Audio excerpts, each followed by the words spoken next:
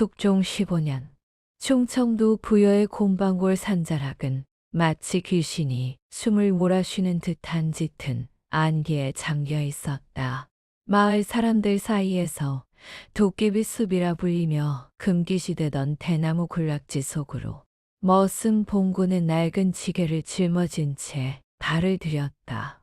날카로운 칼바람이 구멍난 무명 저고리 사이를 파고들 때마다 그의 이는 딱딱 부딪혔고 공포는 뼛속까지 스며들었다.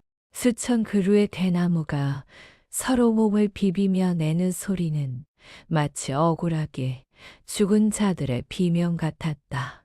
봉구는 연신 나무아미타불을 외우며 마른 대나무 가지를 주었으나 그의 발길은 홀린 듯 숲의 가장 깊고 어두운 심장부로 향하고 있었다. 숲의 중심, 하얀조차 숨을 죽인 작은 공터 한가운데 도저히 그곳에 있어서는 안 될 물건이 놓여 있었다. 그것은 시골 뒷간에서나 볼 법한 거대한 나무 오물통, 즉 동곤이었다. 오래된 옷칠이 벗겨져 시커멓게 변한 그 통은 기이하게도 주변의 살기 어린 냉기를 밀어내며 포근한 기운을 내뿜고 있었다. 봉구가 코를 킁거리며 다가갔으나 고약한 악취 대신 은은한 흙냄새와 소나무 향이 감돌았다. 의아함에 뚜껑에 손을 대는 순간 정막을 찢고 우렁찬 아기 울음소리가 터져나왔다. 봉구는 심장이 입 밖으로 튀어나올 듯 놀라 뒤로 나동그라졌다.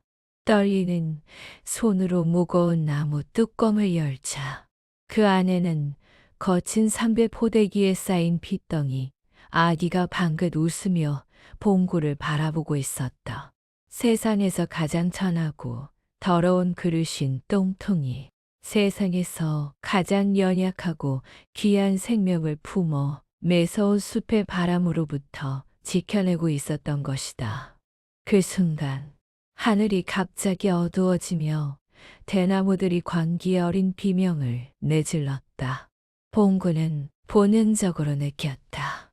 이 아이를 이곳에 두면 귀신이나 늑대의 밥이 될 것이라는 사실을.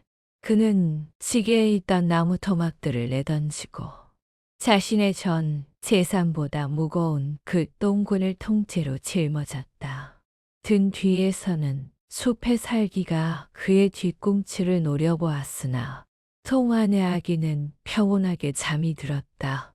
곰방골의 지배자 만석군 조대감의 가택은 환갑잔치를 알리는 풍악 소리로 떠들썩했다. 고소한 기름 냄새와 돼지 삼는 육향이 담장을 넘어 배고픈 백성들의 코끝을 자극했지만 그 화려한 이면에는 서슬퍼런 위세가 서려 있었다.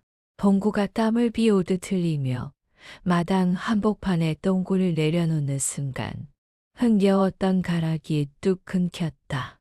비단 옷을 두른 양반들은 코를 막으며 아유를 퍼부었고 상석에 앉아 술잔을 기울이던 조대감의 눈썹이 분노로 꿈틀거렸다. 이놈 봉구야, 내 신성한 탄일 잔치에 감히 오물통을 들고 들어와 죄를 부리다니. 내 놈이 정녕 죽고 싶은 게로구나. 조대감의 호통은 천둥소리처럼 마당을 울렸다. 집사가 달려와 거칠게 똥통 뚜껑을 열어젖히자 아기의 울음소리가 잔치판의 정적을 깼다. 아니, 똥통에서 핏덩이가 나오다니. 이 무슨 흉측한 변고인가. 사람들의 수군거림은 곧 거대한 혐오의 파도로 변했다. 조대감은 가죽신을 신은 발로 마루를 쾅쾅 구르며 소리쳤다. 부정한 것이다. 당장 저 똥통째로 강물에 던져버려라. 내 집안에 오한을 들릴 셈이냐. 하인들이 몽둥이를 들고 위협적으로 다가오자 봉구는 온몸으로 오물통을 끌어안았다. 매질이 등판에 떨어졌지만 그는 아이의 울음소리를 방패 삼아 버텼다. 아이의 맑은 눈망울이 그를 바라보는 순간 봉구는 제 심장을 떼어주는 한이 있어도 이 생명만은 포기할 수 없음을 깨달았다. 절체절명의 순간, 봉구는 바지 깊숙한 곳에서 묵직한 주머니를 꺼내 흙바닥에 패대기 쳤다. 자르르르 엽전들이 먼지를 일으키며 쏟아져 나왔다. 오란입니다. 제 평생 머슴살이로 모은 전 재산입니다. 봉구의 목소리는 갈라져 새소리가 났지만 능빛 나는 굶주린 늑대처럼 현영하게 빛났다. 소 한 마리를 살 수 있는 거액을 보자 조대감의 탐욕스러운 눈이 번뜩였다. 조대감은 엽전 하나를 발끝으로 툭 건드리며 비열하게 속삭였다. 좋다. 그 돈은 내 집안의 부정을 씻는 값으로 받으마. 대신 저 피덩이는 내 눈에 띄지 않게 죽은 듯 키워라.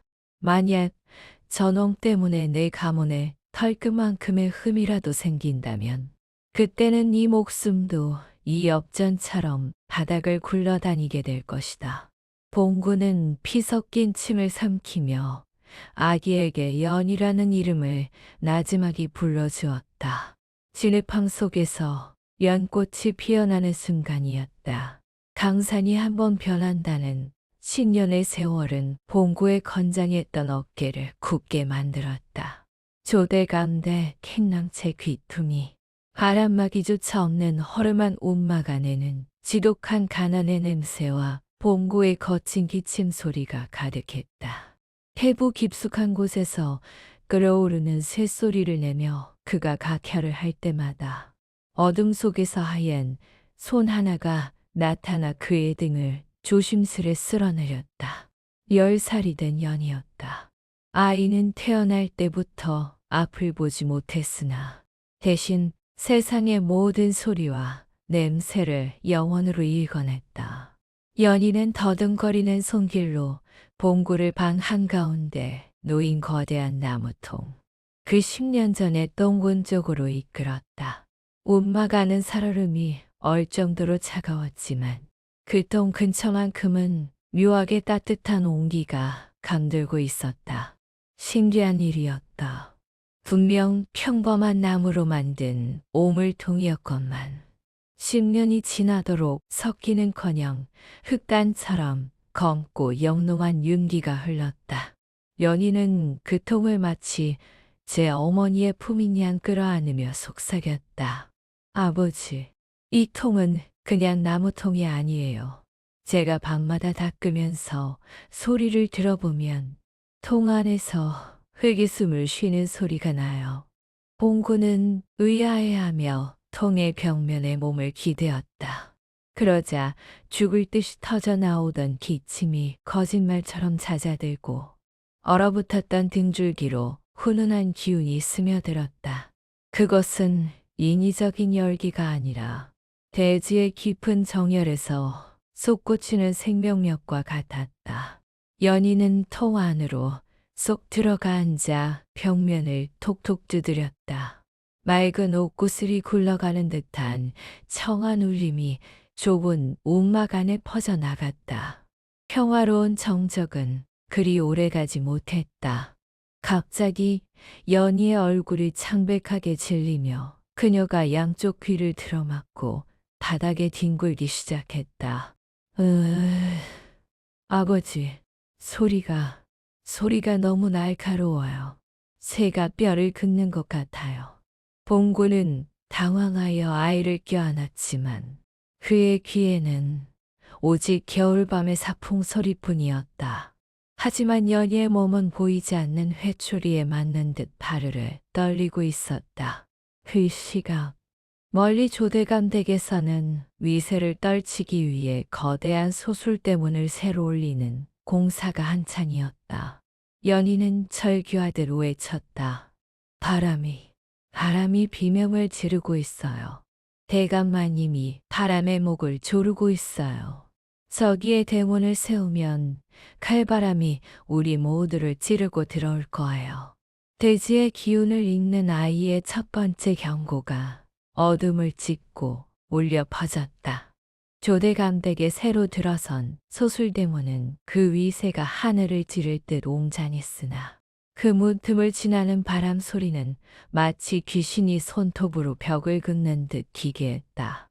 마을 사람들은 대문 근처만 가도 살얼음이 끼는 듯한 한기를 느끼며 종종 걸음을 쳤다.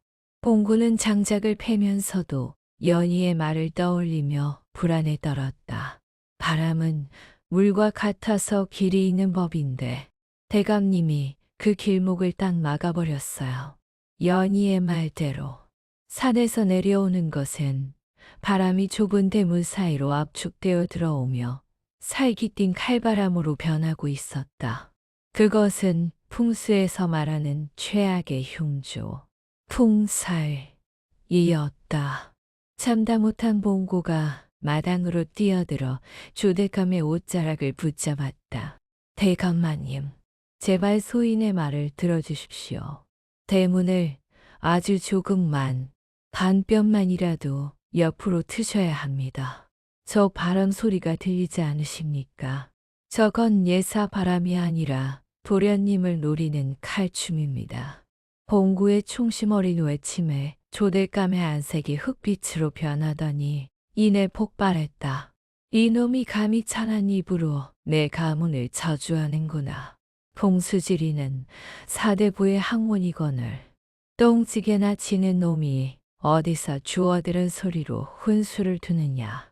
조대감은 곤방대로 봉구의 이마를 내리쳤고 붉은 선혈이 봉구의 눈가를 타고 흘러내렸다. 결국 봉구는 거치 멍석에 말려 마당 한복판에서 매질을 당했다. 둔탁한 타격음이 들릴 때마다 멍석 틈새로 비릿한 핏물이 배어나왔고 봉구는 신음조차 삼키며 연희의 이름을 불렀다. 내쫓아. 당장 저 질서 없는 것들을 내 땅에서 영원히 쫓아버려라. 희투성이가 된 봉구와 연희 그리고 10년을 함께한 그 검은 똥군이 눈 덮인 산길로 내팽개쳐졌다. 육중한 대문이 닫히는 소리는 마치 사형선고처럼 차가웠다. 연희는 보이지 않는 눈으로 대문을 향해 고개를 돌리며 나직하게 읊조렸다. 바람은 거짓말을 안 해요. 저 대문이 스스로 지은 죄를 받게 될 날이 곧 올 거예요. 갈 곳을 잃은 부녀의 발길이 닿은 곳은 마을 사람들이 사곡이라 부르며 침 뱉고 피하던 음습한 늪지대였다. 여름에는 독사가 우글거리고 겨울에는 썩은 물이 고여 악취가 진동하는 그곳은 죽음의 땅이나 다름없었다. 봉구는 피 섞인 숨을 몰아쉬며 등에 맨 똥군의 모기에 진을 이어 진흙방 속에 무릎을 꿇었다. 연희야, 아버지가 못나서 너를 이런 뱀 소굴로 데려왔구나. 봉구의 절망 어린 눈물이 흙탕물 위로 떨어졌으나 연희는 오히려 코를 벌름거리며 공기를 깊이 들이마셨다. 아이의 초점 없는 눈동자가 묘한 생기를 띠기 시작했다. 연희는 지팡이로 땅을 툭툭 치더니 진흙방 속으로 한 발짝 더 들어갔다. 아니에요, 아버지. 냄새가 달라요. 겉은 썩은 내만 나지만 땅속 깊은 곳에는 따뜻한 온기가 숨어 있어요. 아이는 고사리 같은 손으로 시커먼 흙을 한 줌 쥐어 코에 갖다 대었다. 신기하게도 살을 내던 추위 속에서 늪의 흙만큼은 얼지 않고 부드러운 온기를 품고 있었다. 연희는 그것이 바로 연꽃이 물 위에 뜬 형상인 연화부 수영 명당임을 직감했다. 세상이 버린 가장 더러운 땅이 실은 병든 자를 살리고 사기를 태워버리는 천하의 명단이었던 것이다. 봉구는 딸의 안내에 따라 갈대와 진흙을 이겨 작은 토굴집을 짓기 시작했다. 부녀가 늪지대에서 형온을 찾아갈 무렵 조대감의 기와집에는 재앙의 그림자가 드리우고 있었다. 높게 쌓아 올린 담장에 막힌 공기는 썩어가기 시작했고 집안 식솔들 사이에서는 원인 모를 꾀질이 돌았다. 들렸다. 고열과 붉은 반잠에 신음하는 장선의 울음소리가 담장을 넘었지만 가두어진 바람은 병마를 밖으로 내보내지 않고 집 안을 뱅글뱅글 돌며 숨통을 조였다. 연희는 움막 안에서 똥구를 닦으며 나직이 읊조렸다. 물도 고이면 썩고 바람도 갇히면 독이 되는 법. 이제 수룡 이 깨어날 준비를 하고 있어요. 밖에서는 마른 하늘에 날벼락이 치며 거대한 폭풍의 전조가 시작되고 있었다. 폭풍 전야의 정적이 늪지대를 감싸던 밤, 거정문 밖에서 다급한 인기철이 들려왔다. 읍내 주막의 옥산댁이었다. 그녀는 조대감의 눈을 피해 주먹밥과 탁주를 챙겨 들고 뱀 골짜기까지 달려온 참이었다. 아이고 봉구야, 이 냄새. 아니, 냄새가 하나도 안 나네. 옥산댁은 우막 안으로 들어서자마자 경악했다. 분명 썩은 물이 고인 늪지대 한복판이건만 우막 안은 마치 깊은 산사처럼 맑고 훈훈한 기운이 감돌고 있었다. 그러나 그녀의 시선이 연희가 깔고 앉은 그 검은 똥군에 닿는 순간 옥산댁은 비명을 지를 뻔하며 제 입을 틀어막았다. 옥산댁은 홀린 듯 다가가 똥군의 겉면을 비녀 끝으로 긁어보았다. 봉구야, 이건 그냥 똥통이 아니야. 내가 한양 기반이 있을 때 똑똑히 봤어.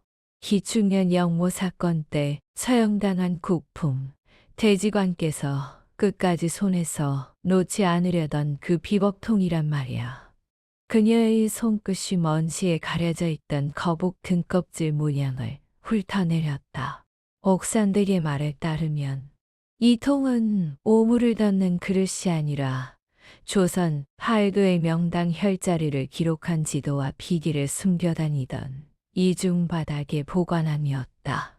봉구와 연희는 숨을 죽인 채 10년간 잠자리로 쓰던 통의 실체를 마주했다. 비녀로 바닥 틈새를 비틀자 뚜둑 소리와 함께 이중바닥이 들렸다. 그 안에는 기름 먹인 가죽으로 겹겹이 쌓인 꾸러미가 잠들어 있었다. 떨리는 손으로 펼친 비단 위에는 살아있는 용처럼 꿈틀거리는 발도 명당도가 그려져 있었고 누렇게 바른 한지 한 장이 바닥에 떨어졌다. 내 딸 연희에게 남긴다. 첫 문장을 읽자마자 봉구의 눈에서 굵은 눈물방울이 뚝뚝 떨어졌다. 연희의 친아버지는 간신들의 모함을 피해 갓난아기였던 딸을 똥통 속에 숨겨 습해버렸던 것이다. 세상에서 가장 더러운 곳에 가장 귀한 것을 숨겼던 아버지의 피눈물 나는 지혜가 15년의 세월을 넘어 연희에게 닿았다. 밖에서는 예언처럼 거센 빗줄기가 쏟아지기 시작했다. 하늘이 무너지는 듯한 굉음과 함께 옥수 같은 비가 쏟아지기 시작했다. 공방골 전체를 집어삼킬 듯한 폭우였다. 봉구는 움막 기둥을 부여잡고 밖을 내다보았으나 눈앞은 이미 하얀 빗물 장막에 가로막혀 앉히 앞도 분간할 수 없었다. 물은 낮은 곳으로 흐른다는 만고의 진리조차 잊은 듯 빗줄기는 땅을 때리는 것이 아니라 후벼 파고 있었다. 연희는 똥군 뚜껑을 꼭 닫은 채 그 위에 앉아 허공의 소리를 더듬었다. 아버지, 수룡이 깨어났어요. 땅 속에서 뱀들이 꿈틀거리며 길을 열고 있어요.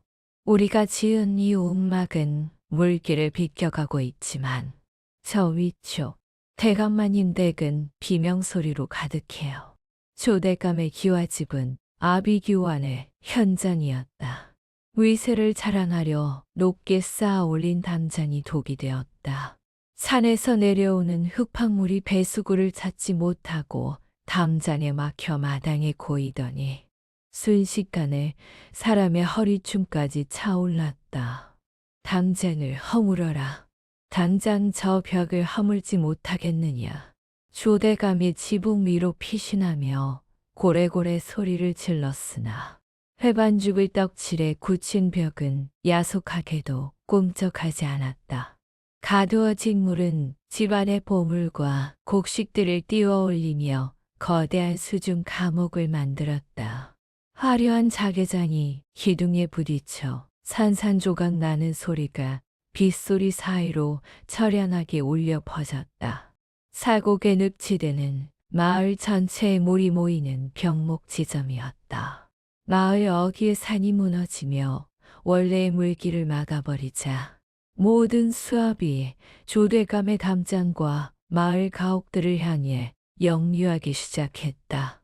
이대로 두면 마을 전체가 수장될 판이었다. 연희는 똥은 바닥을 손으로 짚으며 비명을 질렀다. 아버지, 마을에 목구멍이 막혔어요. 저같이 물이 터지면 마을 사람들은 물론이고 우리도 끝장이에요. 늪지대 둑을 터서 물길을 이쪽으로 돌려야 해요. 봉구는 경악했다. 둑을 튼다는 것은 10년간 일군 자신들의 보금자리와 연희가 깃든 이 터를 포기한다는 뜻이었다. 하지만 마을의 곡소리는 빗줄기를 뚫고 봉구의 심장을 찔렀다. 봉구는 미친 사람처럼 빗속을 뚫고 내달렸다. 10년 전 갓난아기 연희를 데리고 이 뱀 골짜기로 들어와 피땀 흘려 쌓아 올린 둑 앞에 섰을 때 그의 가슴은 갈기갈기 찢어지는 듯했다. 이 둑을 허무는 순간 늪지대 안쪽의 움막은 흔적도 없이 쓸려 나갈 것이고 연희와의 소중한 추억도 물거품이 될 터였다. 하지만 마을 쪽에서 들려오는 아이들의 비명과 살려달라는 아우성이 그의 발목을 잡았다. 에라, 명당이 다 뭐냐. 사람이 살아야 땅도 있는 법이지. 봉구는 이를 악물고 낡은 괜히를 높이 치켜들었다. 턱턱 둔탁한 소리와 함께 괜히날이 단단하게 다져진 흙벽을 찍어내렸다. 지붕 위에서 벌벌 떨며 이 광경을 지켜보던 조대감은 제 눈을 의심했다. 저 천한 똥장군 아범이 제 목숨줄 같은 집을 부수어 마을을 구하려 하고 있었기 때문이었다. 마침내 둑의 중심부가 가격당하자 거대한 괴음과 함께 흙벽이 와르르 무너져 내렸다. 가두어져 있던 엄청난 양의 물이 폭포수처럼 늪지대로 쏟아져 들어갔다. 마을의 수위는 눈에 띄게 낮아지기 시작했지만 그 대가로 봉구는 뿜어져 나오는 물살의 압력을 이기지 못하고 뒤로 나둥그라졌다. 성난 황소처럼 밀려드는 흙탕물이 봉구의 몸을 휘감아 어둠 속으로 끌고 들어갔다. 아버지, 안 돼요. 연희의 비명이 빗소리에 묻혀졌다. 온막은 순식간에 종이장처럼 구겨져 물살에 휩쓸렸고 연희는 친아버지의 비기가 숨겨진 똥군을 생명줄처럼 붙잡은 채 검은 소용돌이 속으로 던져졌다. 가장 낮은 곳에 있던 늪지대가 마을의 모든 도끼와 재앙을 묵묵히 받아내며 호수로 변해가는 동안 봉구의 낡은 배옷 자락은 물속으로 깊이 가라앉아 보이지 않게 되었다. 조대감은 넋이 나간 채 무너진 담장 너머를 바라보며 중얼거렸다. 상놈 주제의 나보다 더한 대인이었구나. 밤새 곰방고를 집어삼킬 듯 포효하던 물살이 잦아들고 먹구름 사이로 창백한 아침 햇살이 비치기 시작했다. 마을 사람들은 넋이 나간 채 강가 하리로 몰려나와 곡소리를 내며 지읒밭을 뒤졌다. 아이고, 봉구야, 은혜니 죽었네 그려. 연희는 퉁퉁 부은 눈으로 강물에 발을 담근 채 아버지를 불렀다. 그때 저 멀리 강 한복판에서 검고 둥근 물체 하나가 햇빛을 받아 반짝이며 떠내려오는 것이 보였다. 그것은 뒤집힌 자라 등껍질 같기도 하고 거대한 바가지 같기도 했다. 마을 사람들이 코를 막고 피하던 그 낡은 똥군이었다. 놀랍게도 빈통인 줄 알았던 똥군 위에는 봉구가 찰거머리처럼 달라붙어 있었다. 그는 10년 전 연희를 품었던 그 통을 이제는 자신의 생명줄로 삼아 사선을 넘나든 참이었다. 하인들이 물속으로 뛰어들어 봉구를 끌어올렸을 때 조대감은 경악하며 그 통을 어루만졌다. 이게 도대체 무엇으로 만든 것이냐? 바위에 부딪혔을 터인데 흠집 하나 없구나. 연희는 젖은 손으로 통이 매끄러운 바닥을 쓸어내리며 답했다. 오칠이에요. 천년을 간다는 온나무 진액을 10번 넘게 덧칠한 통이에요. 우리 아버지가 저를 살리려고 만드신 배였던 거예요. 사람들의 시선이 이제는 물이 빠진 늪지대로 향했다. 썩은 냄새와 지독한 진흙으로 가득했던 사곡은 온데간데 없었다. 거센 물살이 십수년의 묵은 때를 완전히 씻어내자 그 아래에 숨겨져 있던 땅이 햇빛을 받아 붉은 자주빛으로 번들거리고 있었다. 혈토, 다. 이건 임금님 능을 쓸 때나 나오는 오색 혈토여. 마을 노인의 외침에 사람들은 탄성을 내질렀다. 가장 낮은 곳이라 모든 더러움을 받아냈던 그 땅이 실은 홍수의 기운으로 정화되어야만 제 모습을 드러내는 천하의 명당이었던 것이다. 무너진 담장 아래 주저앉은 조대감은 흙탕물에 젖은 제 비단 옷을 보며 비로소 자신의 오만함이 씻겨 내려갔음을 깨달았다. 붉은 혈토 위에 아침 이슬이 맺히던 날, 조대감이 흙푸성이가 된 비단 도포 자락을 끌며 봉구 앞에 무릎을 꿇었다. 양반이 천민 앞에 절을 하는 전대미문의 광경에 마을 사람들은 숨을 죽였다. 조대감은 떨리는 손으로 가문의 모든 재산이 담긴 곳간 열쇠를 내밀었다. 봉구야, 자네가 내 목숨을 샀네. 15년 전에는 자네가 오양으로 이 아이를 낳고 어제는 자네 목숨을 걸어 우리 모두를 구했어. 이 늙은이의 죄를 사해주게. 봉구는 열쇠를 다시 조대감의 손에 밀어넣으며 허허로운 웃음을 지었다. 대감마님, 저는 열쇠 같은 건 필요 없구먼요. 다만 저 무너진 담장을 다시는 높게 쌓지 마셔요. 바람도 통하고 사람도 통해야 진짜 명당이 아니것이오. 마을 사람들의 도움으로 늪지대 터에는 웅장한 기와집 대신 사방이 탁 트인 정자가 세워졌다. 이름하여 허심정, 마음을 비우는 정자라는 뜻이었다. 연희는 정자 기둥을 쓰다듬으며 그 사이로 불어오는 바람의 결을 읽었다. 아버지, 들리셔요? 바람이 이제는 비명을 지르지 않고 자장가를 불러요. 막힌 곳을 뚫어주니 땅도 이제야 편히 숨을 쉬는구먼요. 정자는 신분의 귀천 없이 누구나 머물다 갈 수 있는 쉼터가 되었고 조대감 또한 매일 이곳에 나와 백성들과 차를 나누며 마음의 담장을 허물어 나갔다. 가장 낮은 곳이었던 늪은 이제 마을에서 가장 고귀한 정신이 깃든 장소가 되었다. 어느 맑은 봄날, 봉구와 연희는 다시 지게를 짊어졌다. 봉구의 등에는 15년간 그들의 잠자리이자 구명선이었던 검은 똥군이 실려 있었다. 떠나시려나? 조대감의 물음에 봉구는 넉살 좋게 대답했다. 세상에는 아직도 바람길이 막혀 아픈 사람들이 많다지 않시오? 우리 연이랑 같이 그 길이나 뚫어주러 가렵니다. 두 사람이 상모퉁이를 돌아 멀어질 때까지 허심정의 바람은 노래하듯 그들의 뒤를 따랐다. 가장 더러운 통이 가장 귀한 생명을 담았고 가장 낮은 땅이 가장 높은 명당이 되었음을 그들은 길 위에서 증명하며 살아가리라. 똥군 속에 핀 연꽃과 우직한 머슴의 뒷모습이 아지랑이 속으로 길게 이어졌다.